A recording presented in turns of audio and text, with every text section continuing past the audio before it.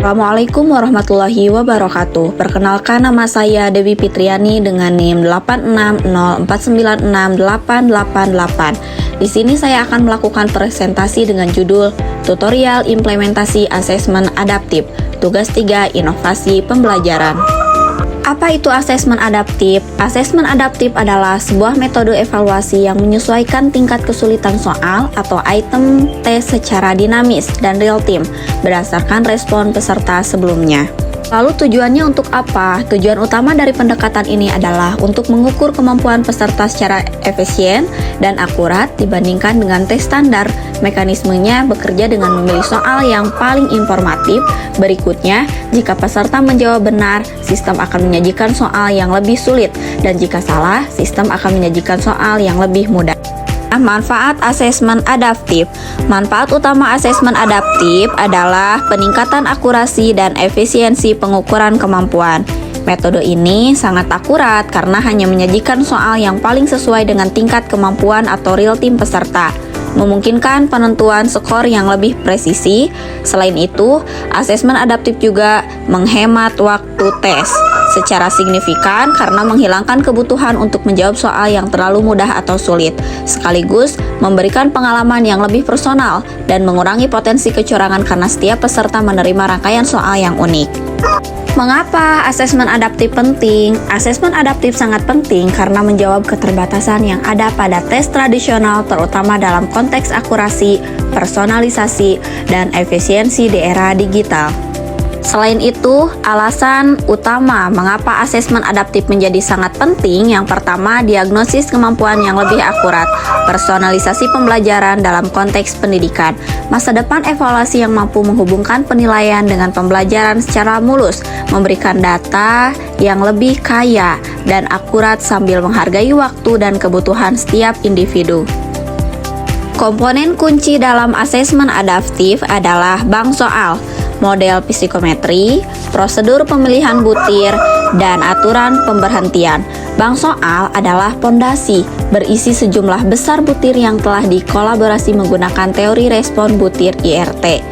Model psikometri atau algoritma estimasi kemampuan berfungsi sebagai otak sistem yang terus memperkirakan tingkat kemampuan peserta setelah setiap jawaban.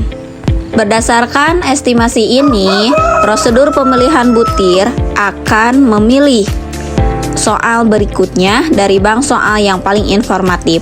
Akhirnya, aturan pemberhentian menentukan akhir tes, biasanya ketika tingkat akurasi atau kesalahan baku pengukuran yang diinginkan telah tercapai. Langkah-langkah implementasi praktis asesmen adaptif berbasis AI ada 3 tahapan. Tahap perencanaan dan pembentukan bank, itu yang pertama.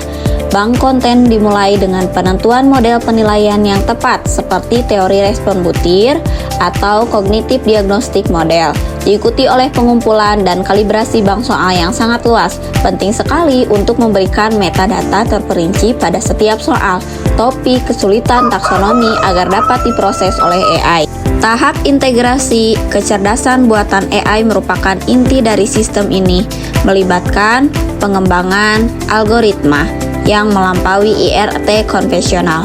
AI tidak hanya memilih soal berdasarkan kesulitan, tetapi juga mempertimbangkan faktor seperti kelelahan peserta, keseimbangan konten, dan frekuensi kemunculan soal.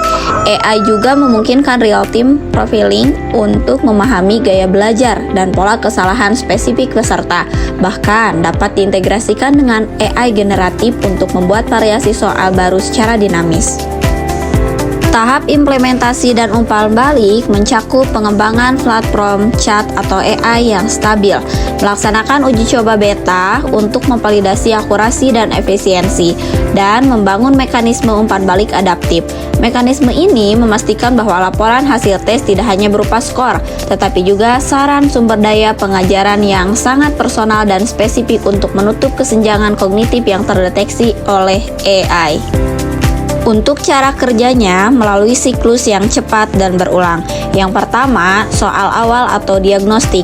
Peserta memulai dengan serangkaian soal diagnostik atau soal dengan tingkat kesulitan sedang untuk mengukur kemampuan awal mereka.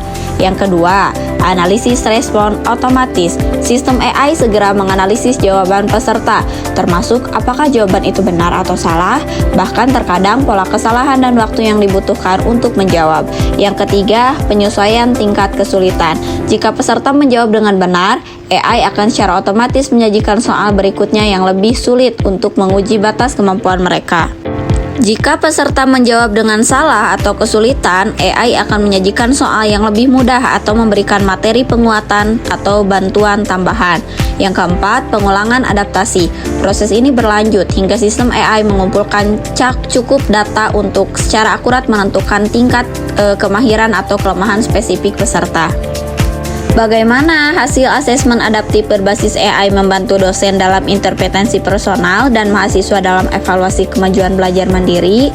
Nah, asesmen adaptif berbasis AI menawarkan data yang sangat rinci dan spesifik, memungkinkan dosen untuk melakukan intervensi pembelajaran yang personal dan sangat efisien. Alih-alih mengulang materi yang sudah dikuasai, mayoritas mahasiswa dosen dapat menerima laporan kohort kelas dari sistem secara akurat, mengidentifikasi kesenjangan keterampilan, misalnya 60% mahasiswa lemah di topik dinamika rotase.